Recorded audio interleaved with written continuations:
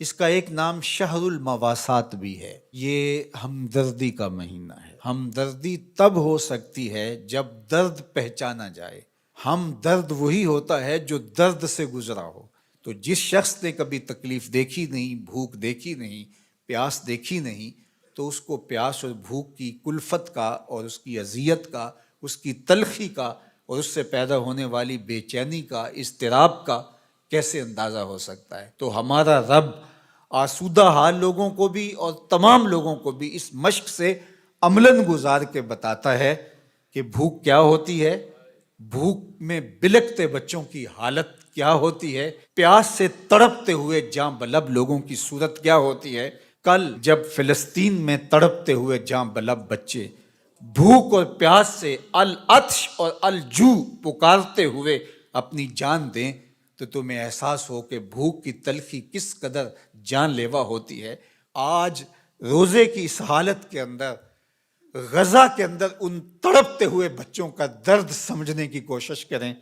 آج غزہ کے تڑپتے ہوئے ان بچوں کی حالت کا تصور کریں، جب ماؤں کی چھاتیوں سے دودھ بھی سوکھ جائے، جب بوند پانی کی اور دو لقمے کھانے کی بھی میسر نہ ہو، لوگ سسک سسک کے جانے دے رہے ہیں۔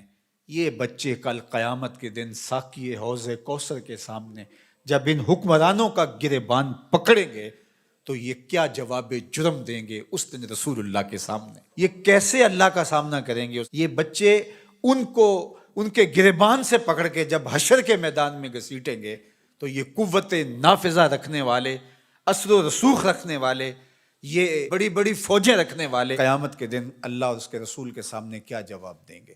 تو یہ مہینہ شہر مواسات ہے۔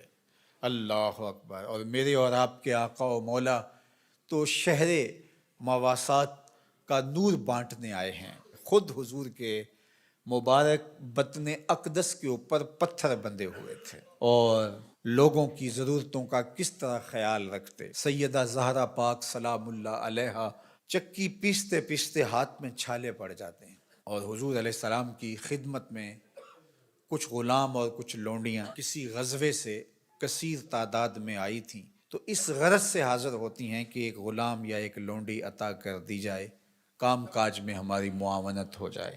شہزادی کھڑی ہے حضور کے در پہ اور داماد کھڑے ہیں، اور ہاتھوں میں پڑے ہوئے چھالے حضور اپنی آنکھوں سے دیکھ رہے ہیں، لیکن آقا کریم فرماتے ہیں واللہ لا آتیکما، اللہ کی قسم میں تمہیں نہیں دوں گا، اللہ کی قسم میں تمہیں نہیں دوں گا، اللہ کی قسم میں تمہیں نہیں دوں گا۔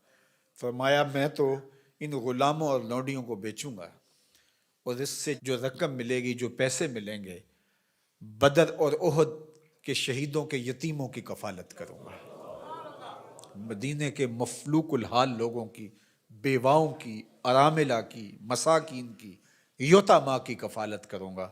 اب مجھے یہ بتاؤ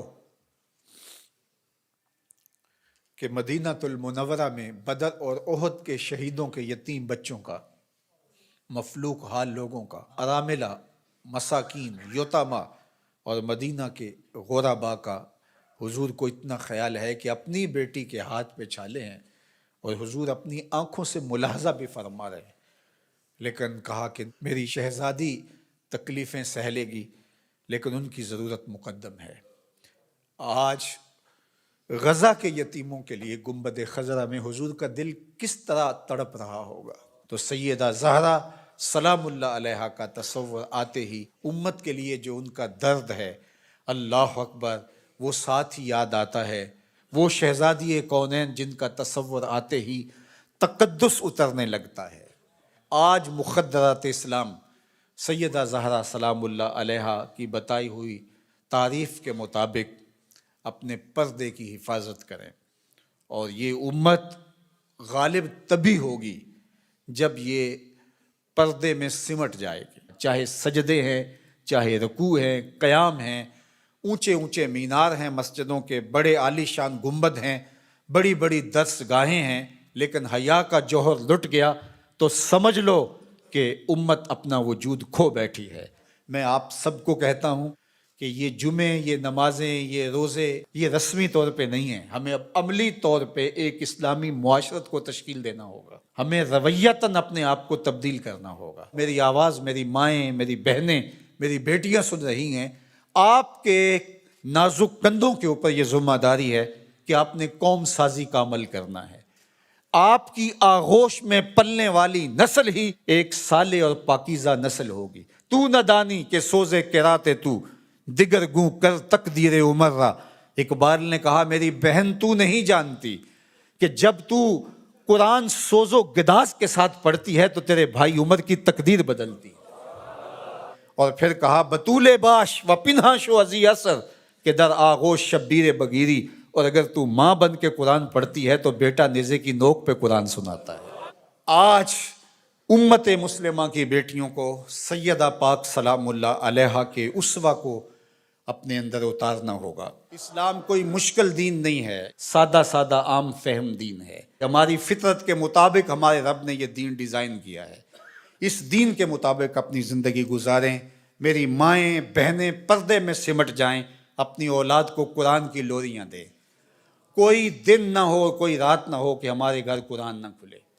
قرآن کی تلاوت سے ہمارے گھروں کا ماحول معطر رہے، ہماری آنکھوں میں پاکیزگی آ جائے، عفت اور پاک دامنی ہمارا شعار ہو. وہ غلیظ نگاہیں، وہ گندی اور مکروہ نگاہیں جو غیر محارم کو دیکھتی ہیں، قیامت کے دن آتش دوزخ میں جلائی جائیں گی. ان کے اندر آگ جہنم کی بھر دی جائے گی.